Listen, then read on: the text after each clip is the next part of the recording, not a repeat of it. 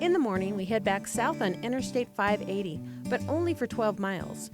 And then we follow State Route 431 for 16 more up over the Mount Rose Pass to Tahoe Meadows.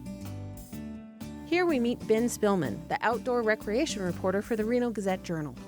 Hey Ben, thanks for coming out. Hey Chris, Morning, how's it going? Hey Dave, good to see you. So what are we going to do today? We are going to go up to Chickadee Ridge, about a mile from here. It's on the edge of the Lake Tahoe basin. Hopefully we are going to see some birds and get a good view of the lake. Sounds great. Let's gear up and do it.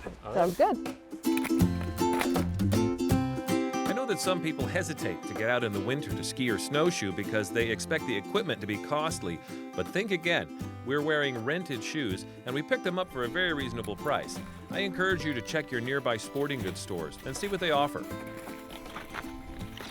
It's another changing weather day, so we'll be ready for whatever Mother Nature has in store for us.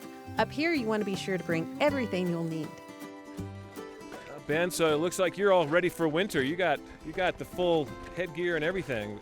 Well, when you're coming out here in the wintertime, you pretty much want to be prepared for anything, you know. In the Sierra, it could be 50 degrees and sunny and we'd be wearing just long sleeve shirts, or it could be 30 degrees and windy and, you know, about to snow. And in that case, you'd want to have, you know, your layers and an outer shell, and just be prepared to be out here for an extended period of time. Is the difference between having a great day and having to go back to the car early at disappointed and cold. Ben, you referenced hydration as being important when you're out snowshoeing. Why is hydration so important? Because a lot of times people think of it as something for the summertime when it's really hot, and they forget about it in the wintertime because they're not feeling as thirsty. But it's equally important, if not more, because you're doing a lot more work. And if you're at high altitude like this, you know, you're losing water vapor as you breathe, and you can run into trouble really quick.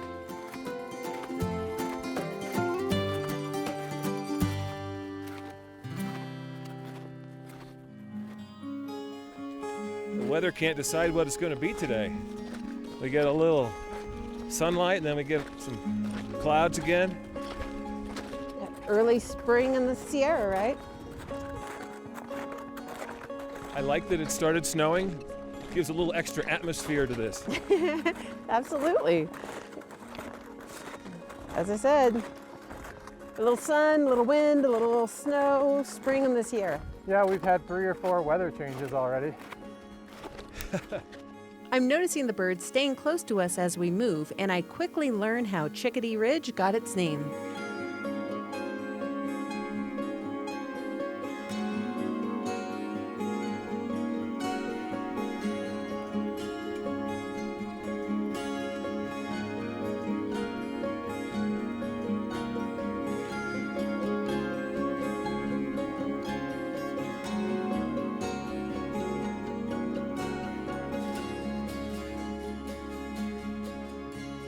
It's so fun to have these little birds pop into my hand. It's a great way to get a close-up view of these cute little guys.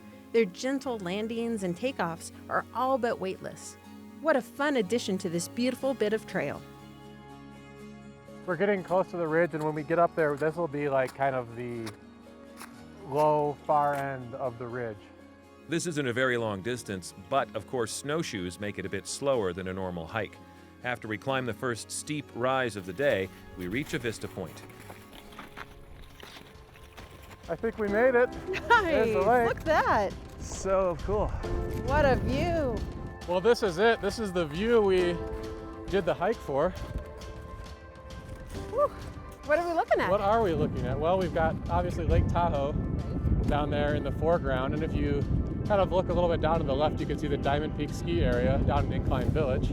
You know, it's amazing because it looks so different. It's such a different experience doing it on snowshoes and during the winter. Yeah, it's an incredibly different experience, and if you want to take the time and put in the effort to get out on the snow, really it's pretty much every kind of activity you could think of in winter is like in this little basin. You know, and the view is beautiful any time of year, and it's worth visiting every season, I think. Oh, definitely. It's incredibly beautiful. I love that you took us up here for this view. Let's go down the ridge Okay. and back out of the wind a little bit. Sounds good. Ben finds us a windbreak area and quickly builds us a snow bench. He seems to be prepared for anything.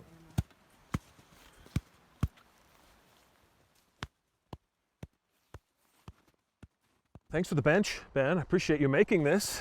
No problem. It's a lot nicer than getting wind whipped.